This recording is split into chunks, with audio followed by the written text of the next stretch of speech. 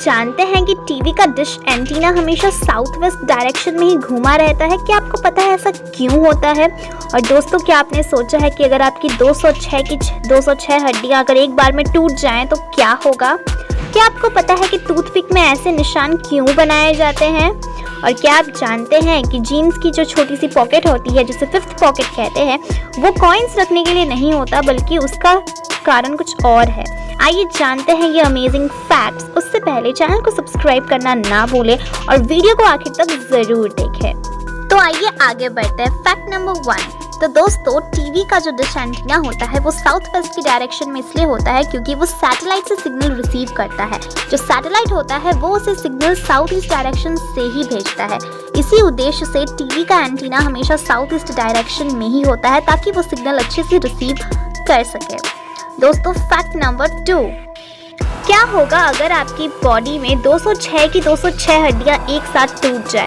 दोस्तों, ऐसा तो ये बहुत ही ज़्यादा रेयर कंडीशन है। आमतौर पे जब हमें फ्रैक्चर होता है तो डॉक्टर बोन्स को अलाइन करके उस पर प्लास्टर चढ़ा देते हैं, और अगर सीरियस केस हुआ तो रॉड लगा देते हैं, जिससे हमारे बोन्स वापस जुड़ जाते हैं। लेकिन आपने सोचा है अगर आपकी सारी हड्डियाँ एक साथ टूट जाएँ तो क्या आप ठीक हो सकेंगे?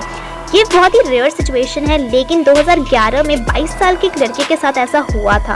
वो 9th फ्लोर से गिर गया था और इसके बाद उसकी बॉडी की सारी 206 की 206 हड्डियां टूट गई थी, और इसके बाद डॉक्टर्स उसे ठीक नहीं कर पाए, क्योंकि आमतौर पे हाथ और पैर के जो बोन्स होते हैं फ्रैक्चर होने के बाद उनका ठीक होना तो पॉसिबल है, लेकिन हमारे कुछ इंटरनल ऑर्गन्स के बोन्स अगर टूट जाए तो उन्हें ठीक करना पॉसिबल नहीं होता है। ये एक बहुत ही सीरियस मेडिकल कंडीशन है जो कि बहुत ही रेयर है।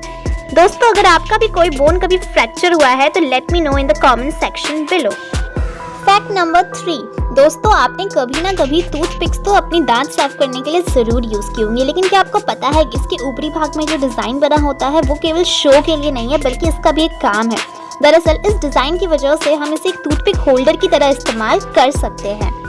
Fact number 4। दोस्तों, क्या आपको पता है कि जीन्स की जो फिफ्थ पॉकेट होती है, जिसमें हम अक्सर कॉइन्स रख लिया करते हैं, वो कॉइन नहीं बल्कि वॉच रखने के लिए है। दरअसल 18th सेंचुरी में कोल माइनर्स इस जीन्स को पहना करते थे और वो बहुत ही कीमती पॉकेट वॉचेस उसमें रखा करते थे, और तब से लेके अभी तक जीन्स में ये पॉकेट वॉचेस के लिए पॉकेट दी जाती है।